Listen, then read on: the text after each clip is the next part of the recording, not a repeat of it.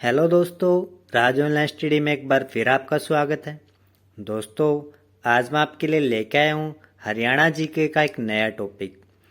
जो नया टॉपिक है वो है जलवायु से और मृदा से संबंधित जितने भी क्वेश्चन हैं वो सारे मैं आपके लिए लेके आया हूँ। दोस्तों, हरियाणा पुलिस के एग्जाम का टाइम बहुत कम रह चुका है, तो मेरी कोशिश है कि आपको वो सारे के सारे क्वेश्चन में ऑप्शन टाइप प्रोवाइड करवाऊं ताकि आपको ज़्यादा पढ़ना ना पड़े। तो इसीलिए मैं ऑप्शन टाइप आपके लिए लेके आता हूं। तो चलिए दोस्तों, ज़्यादा समय न लेते हुए वीडियो को शुरू करते हैं। पहला क्वेश्चन है, हरियाणा की जलवायु किस प्रकार की है? तो जो हरियाणा की जलवायु है उष्ण कटिबंधीय शुष्क महाद्वीपीय जलवायु है। हरियाणा में जुलाई से सितंबर महीने के मध्य किन पवनों द्वारा वर्षा होती है? तो ये होती है दक्षिणी पश्चिमी मानसून पवनों द्वारा। आगे है, हरियाणा की जलवायु कही जा सकती है, तो किस तरह की कही जा सकती है? आर्द्र मरुस्थली, आर्द्र या मरुस्थली दोनों के बीच की जलवायु, या ए और बी दोनों। तो इसका जो राइट आंसर है वो है सी ऑप्शन, यानी आर्द्र तथा आई मरुस्थली के बीच की जलवायु। अगला क्वेश्चन देखते हैं, हरियाणा की जलवायु की विशेषता क्या है? तो उसकी विशेषता है कि वो ग्रीष्म काल में उच्च तापमान रहता है और वाष्पीभवन की अधिकता रहती है, यानी सी ऑप्शन राइट आंसर है। हरियाणा में शीतकाल में औसतन तापमान कितना रहता है? तो रहता है 12 सेल्सियस के आसपास। हरियाणा के उत्तरी भाग में पर्वतीय क्षेत्रों में कितनी वर्षा होती है? तो उत्तरी भाग में जो होती है वो होती है 200 सेंटीमीटर के आसपास, पर्वतीय क्षेत्रों की अगर बात करें तो। हरियाणा के दक्षिणी भाग में अधिकतम वर्षा कितनी होती है? तो ये होती है 25 से 38 सेंटीमीटर। दक्षिण में बहुत कम वर्षा होती है। हरियाणा के किस भाग में सर्वाधिक वर्षा होती है? तो ये होती है उत्तर पूर्व के अंदर। आगे देखते हैं, हरियाणा के किस भाग में ग्रीष्म काल में लू नामक गर्म एवं शुष्क हवाएं चलती हैं? तो यह चलती हैं दक्षिण व दक्षिणी पश्चिमी भाग में। हरियाणा में सर्वाधिक गर्म महीने कौन से होते हैं? तो ये होते हैं मई और जून के सबसे गर्म महीने होते हैं। हरियाणा की जलवायु उपोष्ण कटिबंधीय शुष्क महाद्वीपीय है। तो इसका प्रमुख कारण क्या है? तो इसका प्रमुख कारण है कि यह समुद्र से दूर है। आगे है, कौन सा कथन सही नहीं है? दोस्तों, इस तरह ये क्वेश्चन बहुत ज्यादा पूछे जा रहे हैं। अभी आपने देखा होगा कि डेंटल का जो एग्जाम हुआ है उसके अंदर भी इस तरह का क्वेश्चन आया हुआ है कि कौन सा सत्य नहीं है, कौन सा सही नहीं है। ठीक है, तो इस तरह क्वेश्चन बहुत पूछे जाते हैं। इनमें से कौन सा कथन सही नहीं है? तो इनके अंदर जो सही नहीं है तो वो है सी ऑप्शन, यानी हरियाणा के अधिकांश भागों में आर्द्र उपोष्ण जलवायु प्रकार की जलवायु पाई जाती है। ये सही नहीं है। आगे है, ग्रीष्म काल में हरियाणा का औसतन तापमान कितना रहता है? तो ये रहता है 35 सेल्सियस के आसपास। हरियाणा के किस भाग में सबसे कम वर्षा होती है? इंपॉर्टेंट क्वेश्चन है। दक्षिणी पश्चिमी भाग में सबसे कम वर्षा होती है। दक्षिणी विक्षोभों के कारण हरियाणा में किस ऋतु में वर्षा होती है? तो ये शीत ऋतु में वर्षा होती है। क्वेश्चन बहुत बार एग्जाम में आया दोस्तों। डॉक्टर व्लादिमीर कोपेन के अनुसार हरियाणा में मुख्य रूप से कितने प्रकार की जलवायु पाई जाती है? तो यह पाई जाती है 2 प्रकार की। आगे है, हरियाणा की गणना की जाती है। तो हरियाणा की जो गणना की जाती है न्यूनतम वर्षा वाले राज्यों में, यानी कम वर्षा होती है ऐसे राज्यों में हरियाणा की जो गिनती वो की जाती है। का प्रकार की जलवायु शिवालिक श्रेणियों के निकटतम श्रेणी के कितने किलोमीटर चौड़ी पट्टी में पाई जाती है? तो यह पाई जाती है 72 किलोमीटर के आसपास। हरियाणा राज्य की सर्वाधिक महत्वपूर्ण नदी कौन सी है? यह क्वेश्चन बहुत बार आया है। तो यमुना है जो सबसे महत्वपूर्ण नदी है हरियाणा की। आगे है, मध्यम मृदा के संबंध में कथनों पर विचार कीजिए। मृदा में भारी दोमट, हल्की दोमट, सामान्य दोमट मृदाएं सम्मिलित हैं। यह हल्की दोमट मृदा गुड़गांव के उत्तरी भाग में पाई जाती है। तो अपने को ऑप्शन दे रखे हैं कि पहला सही है, दूसरा सही है या दोनों सही है। तो दोनों ही सही है, सी ऑप्शन राइट आंसर है। टांगरी किस नदी की प्रमुख सहायक नदी है? तो टांगरी मारकंडा की सहायक नदी है। तो ये तीनों ही इकट्ठी है, ध्यान रखना दोस्तों, टांगरी, मारकंडा और गग्गर। ठीक है, तो इनका आपस में लिंक रहता है। क्वेश्चन यहीं से पूछता है, कई बार सहायक नदी पूछता है, कई बार तो कहां से निकलती है। तो ये आपस में इन तीनों का टच रहेगा, टांगरी, मारकंडा और गग्गर। किस नदी का उद्गम स्थान नाहन के पास शिवालिक की पहाड़ियों से है? तो यह है मारकंडा का। शिवालिक की पहाड़ियों से जो निकलती है वो मारकंडा निकलती है नाहन के स्थान पर। कौन सी नदी बहरोड पहाड़ी से निकलती है? तो यह लिखती है साहिबी, बहरोड साहिबी। 1947 में सिंचाई परियोजना के अंतर्गत किस झील का निर्माण हुआ था? वेरी इंपॉर्टेंट क्वेश्चन है। तो भड़कल झील का जो है इसका निर्माण हुआ था। यहाँ पे थोड़ा मिस्टेक है, ये कीजिए, वैसे ही टाइप हो चुका है। तो सही आंसर है भड़कल झील। निम्न कथनों पर विचार कीजिए।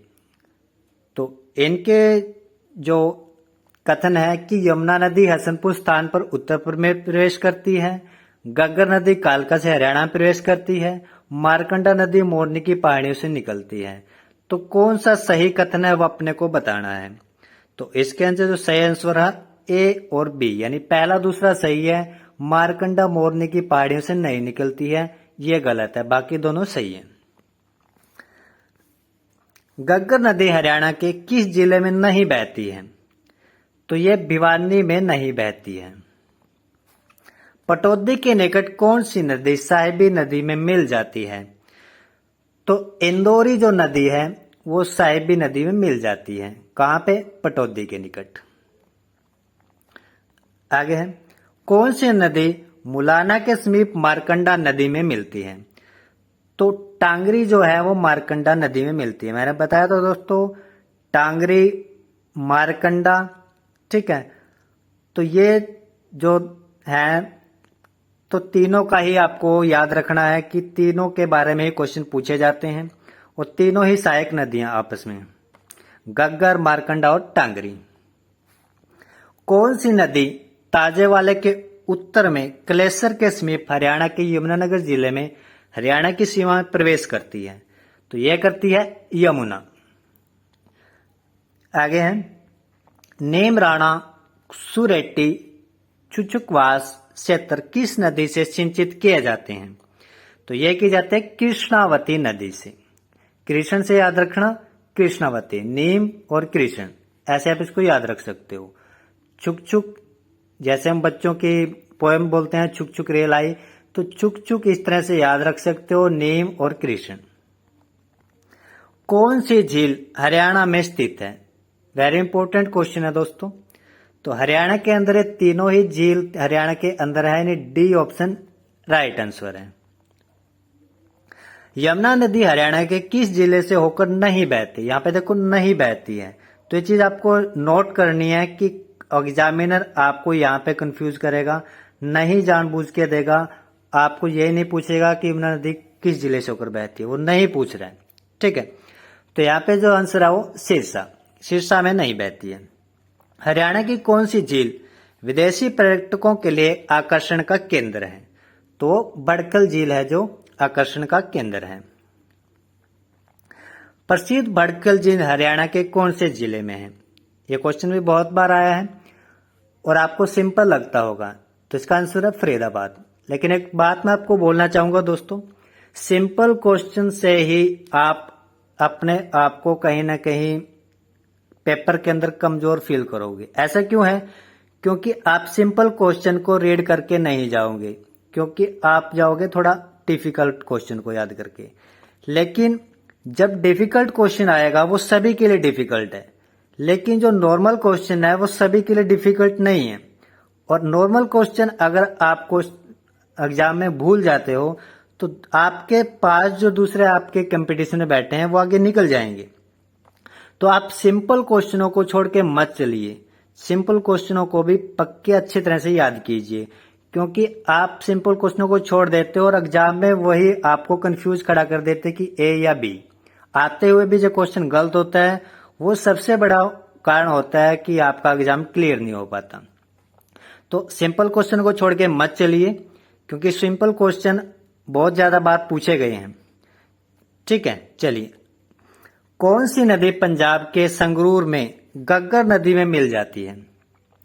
तो गग्गर नदी में जो मिल जाती है वो है सरस्वती नदी। आगे है, कौन सम्मिलित नहीं है?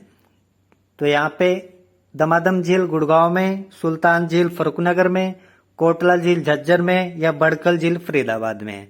तो इसमें कौन सा सम्मिलित नहीं है? तो कोटला झील है वो झज्जर में नहीं है, ये सम्मिलित नहीं है। हरियाणा राज्य के दक्षिणी क्षेत्र में प्रभावित होने वाली दो प्रमुख नदियां कौन सी हैं? तो जो दो प्रमुख नदियां हैं वह है टांगरी और मारकंडा। सॉरी दोस्तों, ये दक्षिण की नहीं है। दक्षिण की जो नदियां हैं वो है साहिबी और इंदौरी। ठीक है, ये दक्षिण की नदियां हैं दोनों की दोनों, और टांगरी, मारकंडा, गग्गरी सारी की सारी क्या है? उत्तर की नदियां हैं सारी की सारी। आगे हैं, मेवात जिले के नूह के निकट मेवात की पहाड़ियों में कौन सी नदी निकलती है? तो मेवात से निकलती है इंदौरी। कौन सी नदी नजफगढ़ नाले के द्वारा यमुना में मिल जाती है? यह क्वेश्चन भी बहुत बार आया है। तो साहिबी है जो वो यमुना में मिल जाती है। कहां पे? नजफगढ़ के नाले के द्वारा। कौन सी नदी नजफगढ़ झील में गिरती है? तो यह गिरती है साहिबी। आगे, हरियाणा के फरुखनगर में कौन सी झील है? तो उसमें है सुल्तानपुर झील। निम्न में से किस नदी के बारे में किंवदंती है कि यह भृगु ऋषि की पत्नी दिव्या पोलिमा के नेत्रों से निकली थी? तो वो थी दोहान। दोहान जो नदी थी उसके बारे में एक कहानी है कि भृगु ऋषि की जो पत्नी है दिव्या पोलिमा के नेत्रों से वो निकली थी दोहान। ठीक है, सम्मिलित कीजिए। यहाँ पे अपने को मैचिंग दिखानी है। मैचिंग के क्वेश्चन भी बहुत बार आए हैं। ठीक है, तो यहाँ पे देखना अपने को कि कौन सी झील कहां पर है। तो यहाँ पे देखिए, जो दमादम झील है वो गुड़गांव में है। ठीक है, और कोटला झील है वो गुड़गांव में, और बड़कल झील वो फरीदाबाद में है, और सुल्तानपुर झील फरुखनगर में है। ठीक है, तो बी ऑप्शन राइट आंसर है। आगे है, निम्न कथनों पर विचार कीजिए। तो यहां पे देखते हैं, टांगरी नदी मोरनी की पहाड़ियों से निकलती है। टांगरी नदी मारकंडा की सहायक नदी है। टांगरी नदी राजस्थान में प्रवेश नहीं करती है। तो सही कथन अपने को बताना है कौन सा है। तो ए ऑप्शन राइट है, तीसरा गलत है, क्योंकि टांगरी नदी राजस्थान में प्रवेश नहीं करती है, ये गलत है। वो यहाँ पे कह रहा है कि प्रवेश करती है। यह बात अलग है कि वो राजस्थान में जैसे ही प्रवेश करती है वहां पे खत्म हो जाती है, पर वो कहीं ना कहीं उसके अंदर प्रवेश करती है। कौन सी नदी हसनपुर से होते हुए उत्तर प्रदेश में प्रवेश कर जाती है? तो है यमुना नदी। तो यमुना नदी है जो हसनपुर से होते हुए उत्तर प्रदेश में प्रवेश कर जाती है। कथनों पर विचार कीजिए। कृष्णा नदी हरियाणा में दक्षिणी भाग में प्रवेश करती है। कृष्णा नदी बदहोर नाले से प्रस्थान करती है। तो सही अपने से पूछ रहा है कि इनमें से सही कौन सा है। तो इसका जो राइट आंसर है वो है ऑप्शन सी, यानी दोनों ही सही हैं। फरीदाबाद में बड़कल झील का निर्माण किस वर्ष हुआ था? वेरी इंपॉर्टेंट क्वेश्चन है दोस्तों। तो 1947 में इसका जो निर्माण हुआ था, जब हमारा देश आजाद हुआ था। इस तरह आप इसको याद रख सकते हो। कौन सी नदी का प्राचीनतम महत्व है? तो प्राचीनतम जो महत्व है वो दोहान नदी का। मैंने बताया कि ऋषि से संबंधित जो कहानी थी वो उसकी पत्नी की आंखों से नदी निकली थी, तो दोहान नदी का जो प्राचीनतम महत्व है। कौन सा कथन गलत है कि हरियाणा में मृदा अपरदन राज्य के दक्षिणी पश्चिमी राजस्थान से लगे लोग भागों से अधिक होता है। राज्य का 2.32 लाख हेक्टेयर क्षेत्र शहरी अवस्था से ग्रसित है। राज्य में उपमंडल स्तर पर भूमि और जल परीक्षण की 30 प्रयोगशालाएं स्थापित की गई हैं। राज्य का दक्षिणी पश्चिमी भाग जल अपरदन से प्रभावित है। तो इन चारों में गलत ऑप्शन कौन सा है? तो डी ऑप्शन गलत है, यानी दक्षिणी पश्चिमी भाग जल अपरदन से प्रभावित नहीं है। कृषि प्रणाली में सुधार से संबंधित कौन सा कथन गलत है? तो इसमें जो गलत है वो है भूमि को हवा के विपरीत दिशा में जोड़ना, ये गलत है। आगे है, कौन सी नदी को हरियाणा में घर एवं कंगी कहा जाता है? वेरी इंपॉर्टेंट क्वेश्चन है दोस्तों। गिरिपाद मृदाओं को घर एवं कंगी कहा जाता है। मृदा की उर्वरता में हास्य का कारण क्या है? तो ये लवणता, मृदा में नमी का अभाव, मृदा अपरदन, ये सारे के सारे है कि उसकी उर्वरता का हास्य का कारण है, यानी उपजाऊपन है जो खत्म हो जाता है मृदा का इन वजह से। रसौली मृदा किस जिले में पाई जाती है?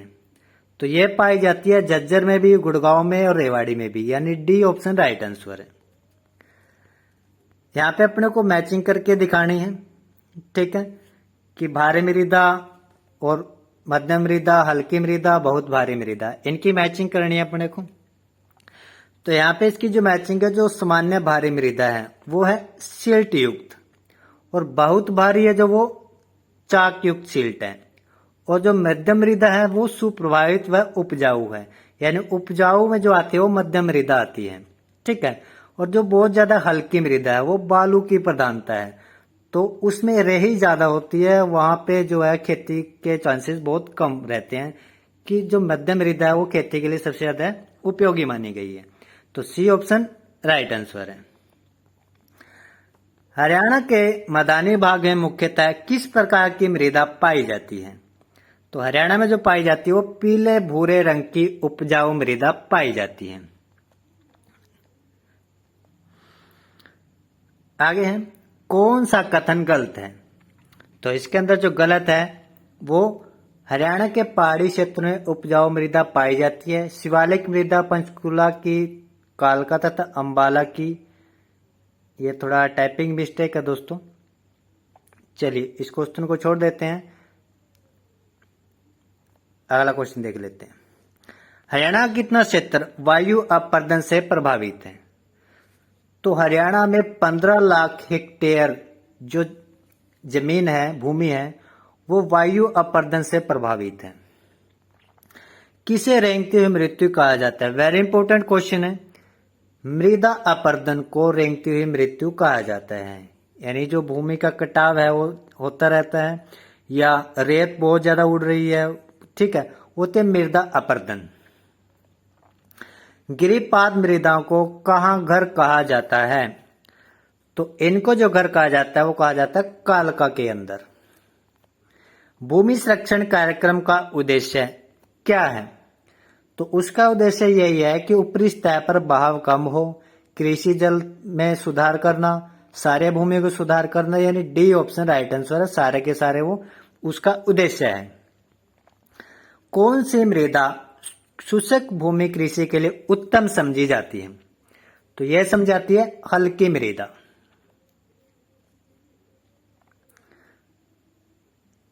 आगे हरियाणा के मध्यवर्ती भाग में कौन सी मृदा पाई जाती है? तो यह पाई जाती है दोमट मृदा। कुल भौगोलिक क्षेत्र का कितने प्रतिशत क्षेत्र भूमि कटाव, लवणता, सेम की समस्या से ग्रसित है? तो ये कितने परसेंट है? ये 50% है, वो इस तरह की समस्या से ग्रस्त है हरियाणा की भूमि, यानी 50% जो है वो खेती के लायक नहीं है, वो इन समस्याओं से जूझ रही है, जिस वजह से वहां पे प्रॉपर है जो खेती नहीं की जा सकती। हरियाणा का लगभग 12 लाख हेक्टेयर क्षेत्र किस समस्या से प्रभावित है? तो यह प्रभावित है वायु कटाव से।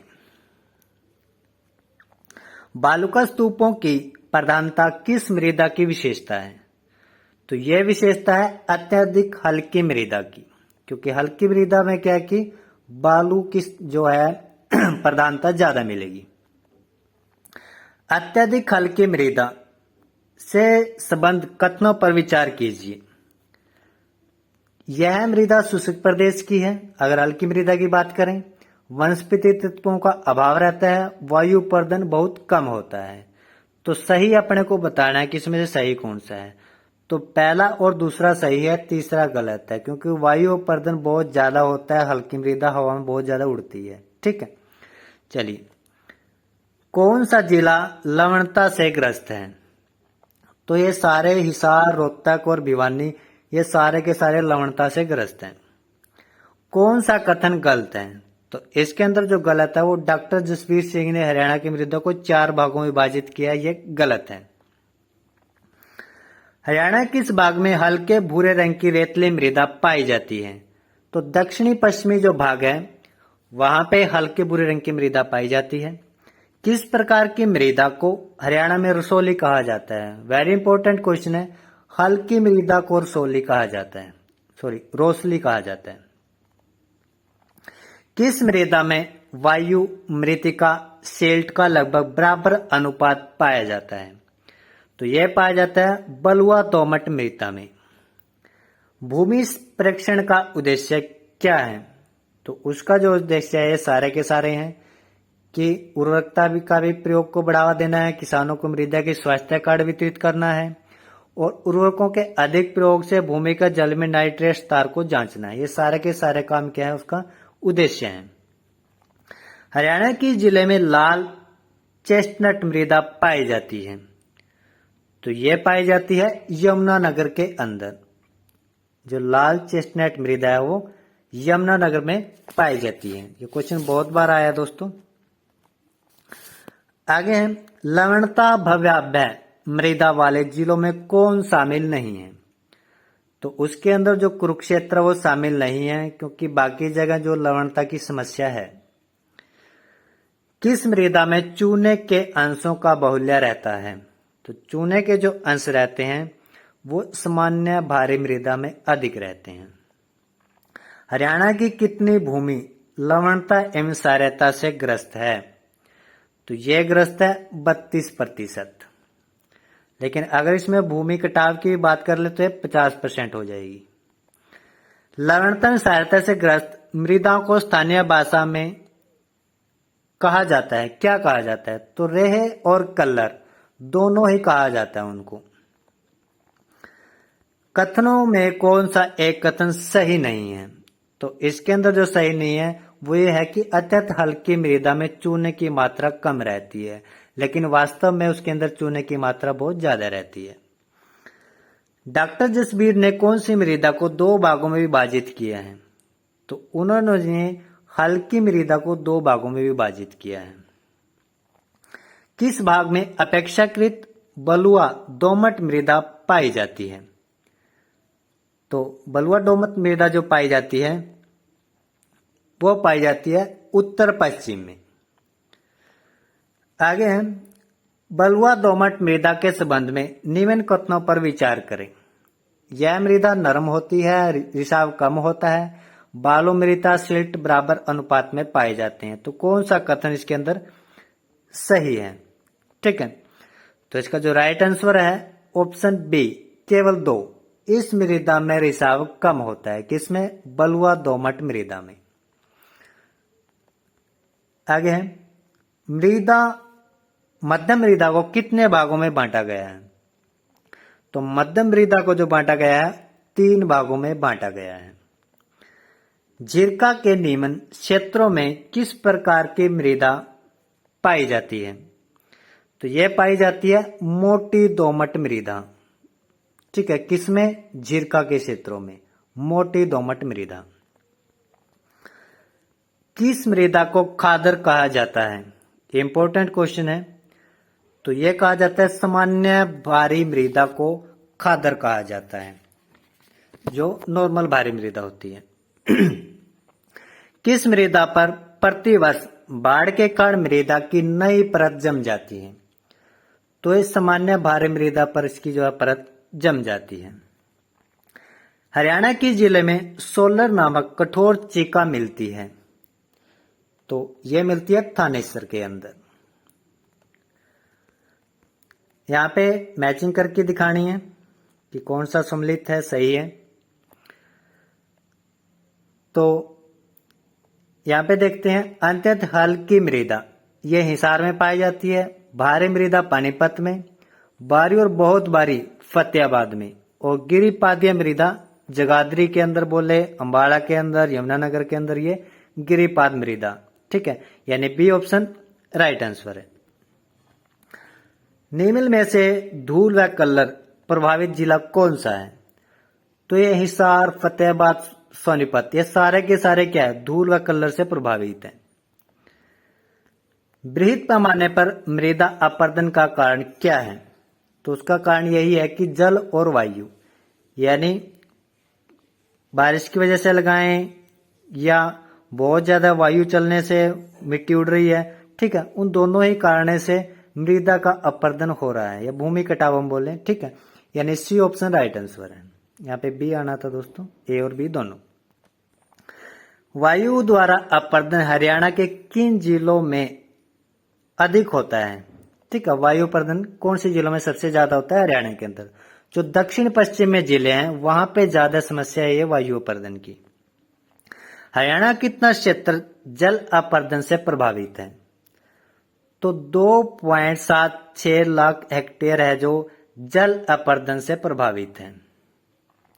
कौन सा क्षेत्र जल अपरदन से ग्रस्त है? तो अंबाला, यमुनानगर, पंचकुला, ये सारे जल अपरदन से प्रभावित है।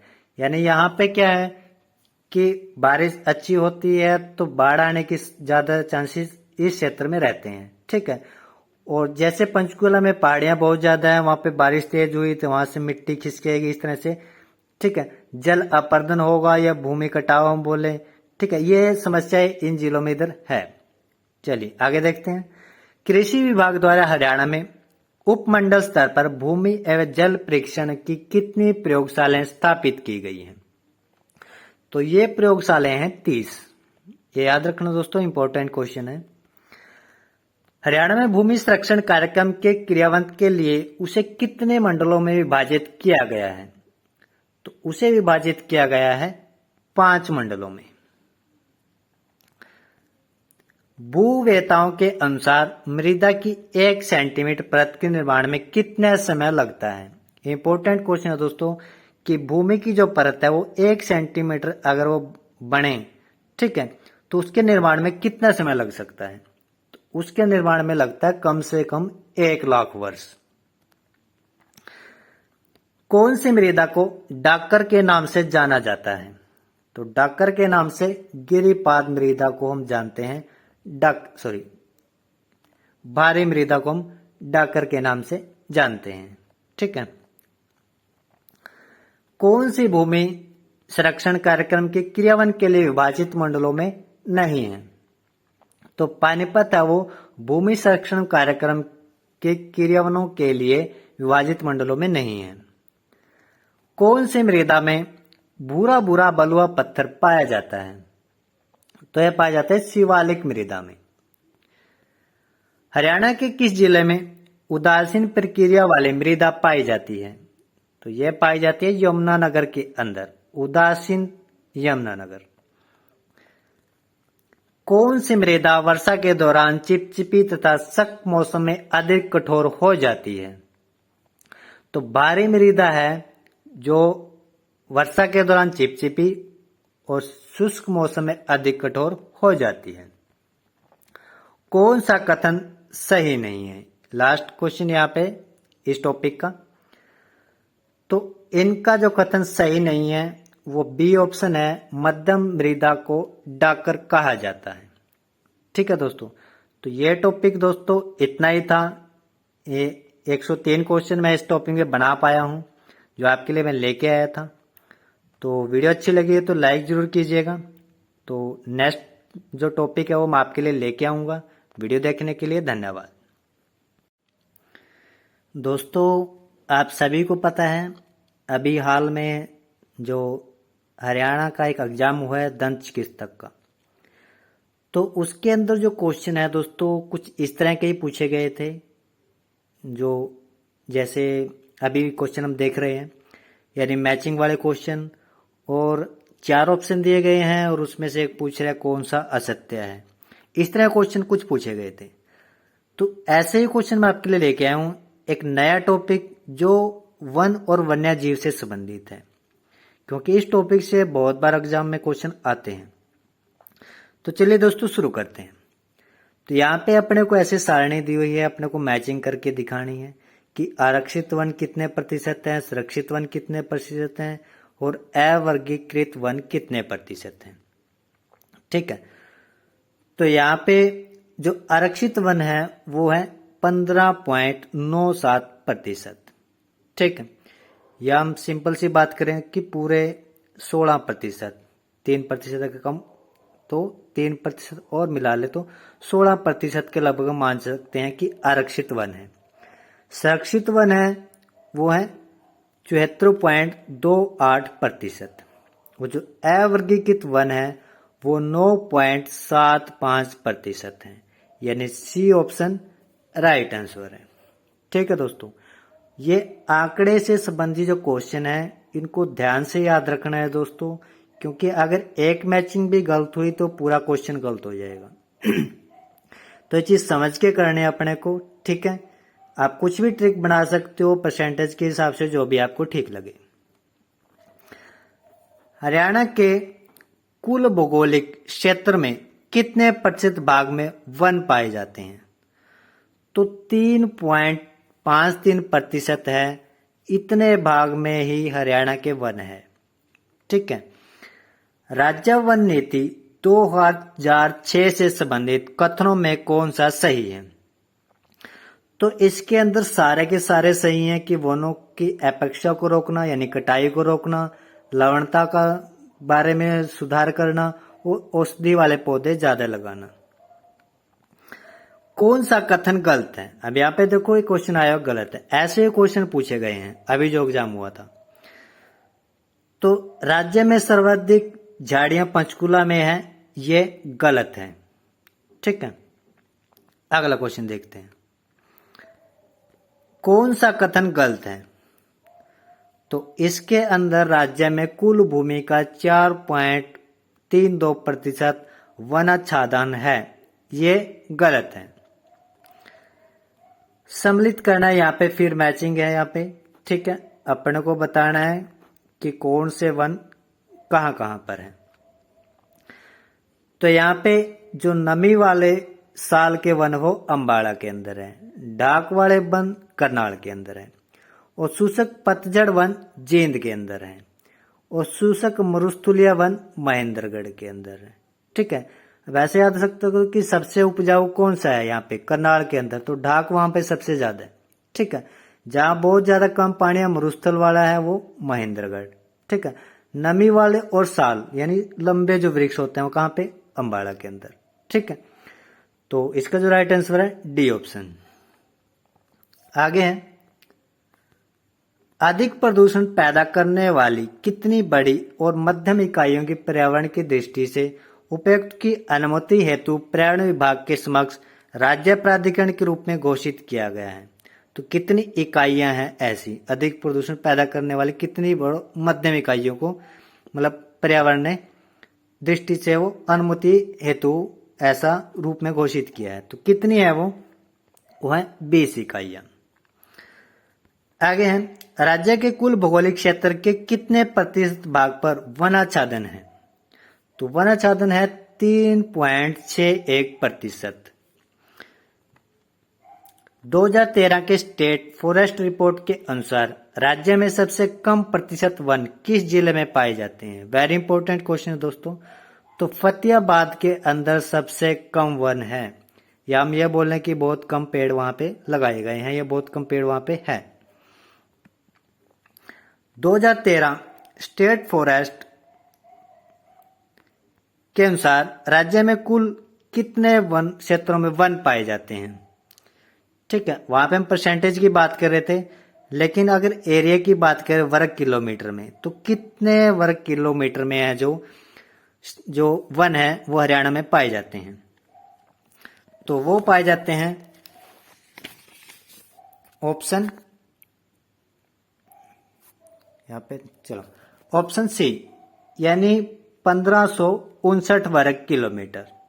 ठीक है, यानी सी ऑप्शन राइट आंसर। 55 ऐसे याद रखना बीच में। ठीक है, सबसे ज्यादा वन कहाँ है? 55, इस तरह से बीच में याद रखो, 1 55 फिर 9।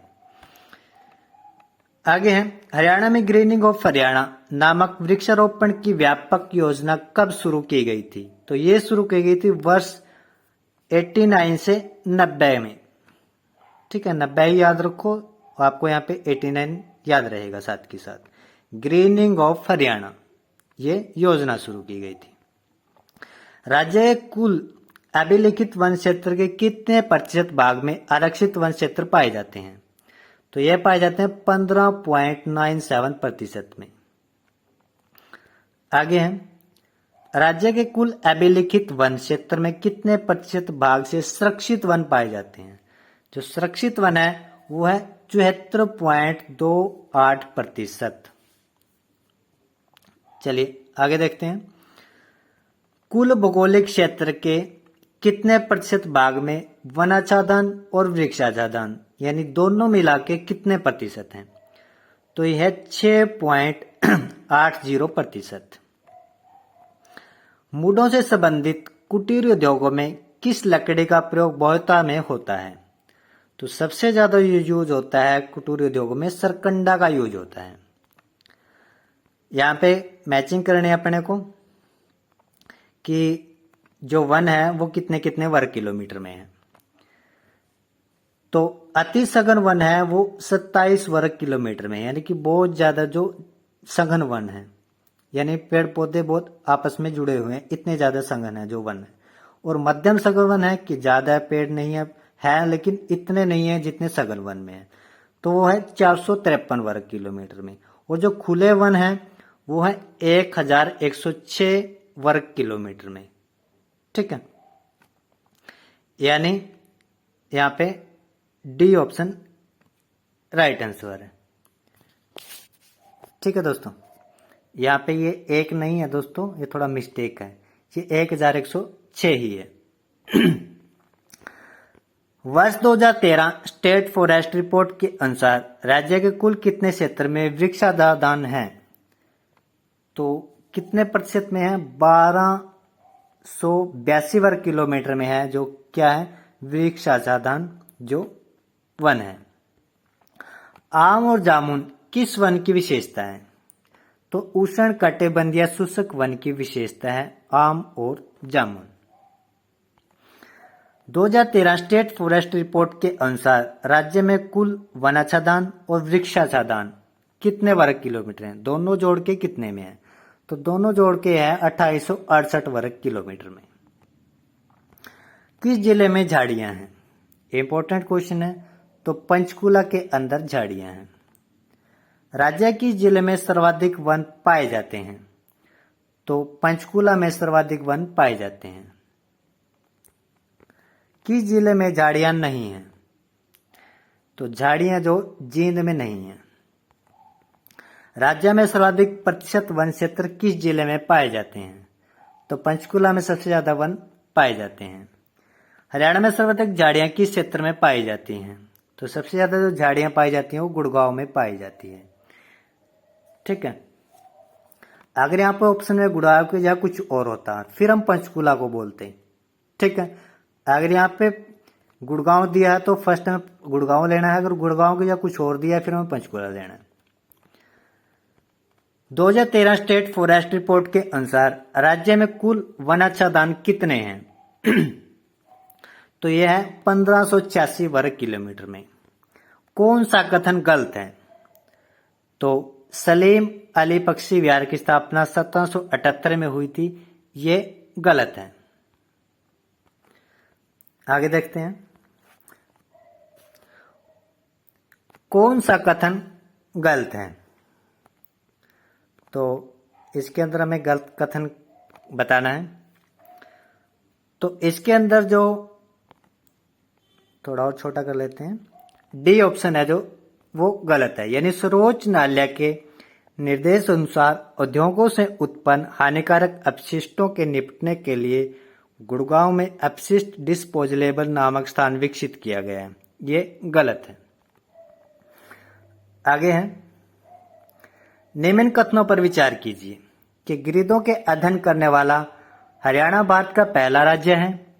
हरियाणा राज्य प्राणी विहारों का कुल क्षेत्रफल 279.92 वर्ग किलोमीटर है। तो अपने को बताना है कि पहला ठीक है, दूसरा ठीक है या दोनों ही ठीक है। तो इसका राइट आंसर है दोनों की दोनों ठीक है। आगे है, यहाँ पे मैचिंग दिखानी है अपने को। तो कहाँ पे कौन सा प्रजनन केंद्र है? क्वेश्चन बहुत बार पूछे जाते हैं। यहाँ पे एक ही क्वेश्चन में आपके 4 क्वेश्चन सॉल्व करवाऊंगा। फिशेंट प्रजनन केंद्र, तो ये कहाँ पे है? ये है मोरनी के अंदर, ठीक है, पंचकुला में। रेड जंगल फाउंड प्रजनन केंद्र, ये पिंजौर के अंदर। और मगरमच्छ प्रजनन केंद्र भोरसदा यानी कुरुक्षेत्र के अंदर।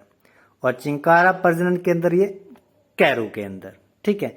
यानी डी ऑप्शन राइट आंसर है। किस जिले में कलेश्वर राष्ट्रीय उद्यान स्थित है? तो यमुनानगर के अंदर कलेश्वर राष्ट्रीय उद्यान है। 2 ही राष्ट्रीय उद्यान है, एक गुड़गांव में सुल्तानपुर और एक यमुनानगर में कलेश्वर राष्ट्रीय उद्यान। कौन सा सम्मिलित नहीं है?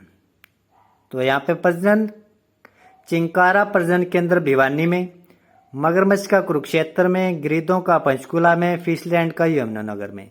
तो अपने को बताना है कौन सा सही नहीं है। तो डी ऑप्शन सही नहीं है, ये यमुनानगर में नहीं है। आगे है, सुल्तानपुर राष्ट्रीय उद्यान राज्य के किस जिले में स्थित है? तो ये गुड़गांव के अंदर है, राष्ट्रीय उद्यान है जो सुल्तानपुर। महम हिरण उद्यान राज्य के किस जिले में है? तो ये रोहतक के अंदर है। यहाँ पे भी अपने को मैचिंग दिखानी है कि कौन सा जो वन्यजीव अभयारण्य है कहाँ पर है। अब्बूसैर वन्यजीव अभयारण्य, ठीक है, तो ये है सिरसा के अंदर। अब्बू याद रखना, सिरसा, ठीक है। शहर कौन सा है? सिरसा है, ऐसे याद रख सकते हो, ठीक है। उसके बाद है बीरबारा वन्यभवन जींद। तो बीरबारा, बीर कहाँ है? जींद के अंदर। और भिंडी हमेशा याद रखना कहाँ पे मिलेगी अपने को? झज्जर के अंदर, ठीक है। और कलेश्वर का आपको पता है राष्ट्रीय उद्यान है यमुनानगर के अंदर, ठीक है। तो यहाँ पे बी ऑप्शन है राइट आंसर है।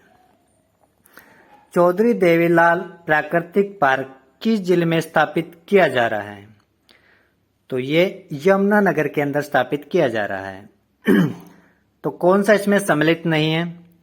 तो डी ऑप्शन सम्मिलित नहीं है, यानी कि बीर शिकारगर वन्य जीव अभ्यारण्य कुरुक्षेत्र में, ये गलत है। बाकी ठीक है। भिंडी वाला कहाँ है? झज्जर में। कलेश्वर यमुनानगर में। नाहरवाड़ा रेवाड़ी में, ठीक है। राजा नाहर सिंह से याद रख सकते हो, रेवाड़ी। आगे है, कौन सा हरियाणा का सर्वप्रमुख इको पार्क है? तो जो इको पार्क है वो है सुल्तानपुर पक्षी विहार। कुल कितने राष्ट्रीय उद्यान हैं? 2 ही राष्ट्रीय उद्यान है, एक कलेश्वर वाला और एक सुल्तानपुर जो गुड़गांव वाला है। आगे है, 2 जिलों में विशेष पर्यावरण न्यायालयों की स्थापना की गई है। तो यह रेवाड़ी और महेंद्रगढ़। इंपॉर्टेंट क्वेश्चन है दोस्तों। सिर्फ 2 ही जगह है पर्यावरण न्यायालय या कोर्ट बोले हम पर्यावरण की, रेवाड़ी और महेंद्रगढ़ के अंदर। सॉरी दोस्तों, ये फरीदाबाद और हिसार के अंदर है। 2 ही कोर्ट है पर्यावरण न्यायालय हैं, फरीदाबाद और हिसार। आगे हैं, सुल्तानपुर को जलीय पक्षी हेतु आरक्षित क्षेत्र कब घोषित किया गया था? तो यह घोषित किया गया था 1972 में। राज्य में रेड जंगल फाउल प्रजनन केंद्र स्थित कहां पे है? तो यह पिंजौर के अंदर। गिरिधों की बीमारी का अध्ययन करने हेतु हरियाणा के किस स्थान में नेचुरो हिस्ट्री सोसाइटी की स्थापना की गई है? तो पिंजौर के अंदर ही है ग्रीदों का भी सारा का सारा जो, ठीक है। कुंडली औद्योगिक संपदा में लघु औद्योगिक इकाइयों के ग्रुप के लिए कितनी लागत से एक साझे मल शोधन संयंत्र की स्थापना की गई है? तो 79 लाख के लगभग है जो इस पे खर्च आया है, ठीक है। जो कुंडली औद्योगिक संपदा में लघु औद्योगिक इकाइयों के ग्रुप के लिए वो खर्च किया गया है उस संयंत्र की स्थापना के लिए। राज्य में यूरोपियन संघ की मदद से हरियाणा सामुदायिक नामक परियोजना कब शुरू की गई थी? यह की गई थी 98 से 99 में। सुल्तानपुर पक्षी विहार की स्थापना कब की गई है? ये इंपॉर्टेंट क्वेश्चन है दोस्तों। 1971 में इसकी स्थापना की गई थी, जो गुड़गांव के अंदर है, सुल्तानपुर पक्षी विहार। जनता की सुविधा के लिए 1998 में कहां पर्यावरण न्यायालय का कैंप कोर्ट लगाया जाता है? तो जो कैंप कोर्ट लगाया जाता है वो लगाया जाता है करनाल के अंदर, यानी ऑप्शन सी। किस जिले में सुल्तानपुर पक्षी विहार स्थित है? यह आप सभी को पता है, गुड़गांव के अंदर है। कौन सा कथन गलत है? तो इसके अंदर जो गलत है वो है ऑप्शन डी, यानी पुरुषों के स्वयं सहायता समूह का निर्माण करना राज्य वन नीति 2006 का प्रमुख उद्देश्य था। तो ऐसा कोई उद्देश्य नहीं था, उनका उद्देश्य होता है वनों से, पुरुषों से कोई मतलब नहीं है। तो डी ऑप्शन उसका राइट आंसर है। लसूड़ा किस वन की विशेषता है? तो ये उष्ण कटिबंधीय शुष्क वन की विशेषता है, लुसेड़ा भी और जामुन भी। सजिया निम्नलिखित में से क्या है? ये क्वेश्चन बहुत बार आया दोस्तों और बहुत से बच्चे इसको गलत करके आए, क्योंकि इसका जो सही आंसर है वो वृक्ष का नाम है। बहुत से बच्चे पशु का नाम इस पे टिक करके आते हैं, तो सजिया एक वृक्ष है। कचनार किस वन की विशेषता है? तो जो कचनार है वो उपोष्ण कटिबंधीय वन की विशेषता है। क्लेस्टर राष्ट्रीय उद्यान के बारे में जो विचार है वो अपने को यहाँ पे लिखे हुए हैं, बताना कौन सा ठीक है। राष्ट्रीय उद्यान हरियाणा के पश्चिमी भाग में है, लाल मुर्गों के लिए प्रसिद्ध है और राष्ट्रीय पार्क घोषित किया था 2003 में। तो इसका जो राइट आंसर है वह ऑप्शन सी, यानी 2 और 3 ठीक है लेकिन 1 गलत है। यह पश्चिमी भाग में नहीं, उत्तरी भाग में स्थित है। भौंकने वाला हिरण का निवास किस वन्य अभयारण्य में स्थित है? तो भौंकने वाले जो हिरण पाए जाते हैं वो क्लेस्टर वन्य जीव अभयारण्य यमुनानगर वाले में पाए जाते हैं। कौन सा वन्य जीव अभयारण्य अपनी सुंदर झील के लिए प्रसिद्ध है? तो सुंदर जो झील है वो भिंडीवाड़ा जो जज्जरवाड़ा है उसमें एक झील है, वहां पे भिंडरावास वन्य जीव अभयारण्य के अंदर, ठीक है। सुंदर झील कहाँ पे है? भिंडी जहां मिलती है, कहां मिलती है? जज्जर के अंदर, ठीक है। ऐसे इसको याद रख सकते हो। हरियाणा में नॉन बायोडिग्रेडेबल गार्बेज एक्ट लागू किया गया था। तो कब लागू किया गया था? यह किया गया था 1998 के अंदर। हरियाणा में वनस्पति वन योजना लागू की गई थी। क्वेश्चन बहुत बार आया दोस्तों, इस सन को याद जरूर रखना। 1 नवंबर 2003 को वनस्पति वन योजना लागू की गई थी, 2003 को, ठीक है। चैंपियन एवं सेठ के अनुसार हरियाणा में कितने प्रकार के वन पाए जाते हैं? तो 5 प्रकार के वन पाए जाते हैं इन दोनों के अनुसार। कौन सी संस्था पिंजौर में गिरध संरक्षण केंद्रों को सहयोग नहीं दे रही है? यहाँ पे देखो नहीं पूछे, यहाँ पे हम जल्दबाजी क्या करते हैं कि गिरध संरक्षण कौन दे रही है, लेकिन नहीं पूछ रहा अपने से, ठीक है। तो इसका राइट आंसर है animal welfare association of Asia. अब यहाँ पे देखो एनिमल, ठीक है। यहाँ पे हम एनिमल से समझ आते हैं कि पशुओं से संबंधित है, ठीक। तो ये जो है संरक्षण नहीं दे रही है, बाकी दोनों संरक्षण दे रही है। ग्रीनिंग ऑफ हरियाणा कार्यक्रम किससे संबंधित है? तो यह संबंधित है वृक्षारोपण से। डिल्ला क्या है? तो डिल्ला एक घास है। सुल्तानपुर राष्ट्रीय उद्यान का क्षेत्रफल कितना है? तो यह फैला है 1.43 वर्ग किलोमीटर के अंदर। क्लेस्टर को किस वर्ष राष्ट्रीय पार्क घोषित किया गया? यह इंपॉर्टेंट क्वेश्चन है दोस्तों। तो ये किया गया था 2003 के अंदर। किंगफिशर के किसके लिए प्रसिद्ध है? तो किंगफिशर जो प्रसिद्ध है वो भिंडरावास वन्यजीव अभ्यारण्य है, झज्जरवाड़ा भिंडीवाड़ा, उसी के अंदर झील है, उसी के अंदर किंगफिशर है। किंगफिशर यहाँ पे आप बियर से भी याद रख सकते हो, कहाँ पे? भिंडरावास में, झज्जर में। ठीक है, तो दोस्तों ये कुछ इंपॉर्टेंट क्वेश्चन थे इस टॉपिक के जो वन से संबंधित था। तो वीडियो अगर अच्छी लगी तो लाइक शेयर सब्सक्राइब जरूर कीजिएगा, और वीडियो देखने के लिए धन्यवाद। मिलते हैं नेक्स्ट वीडियो में।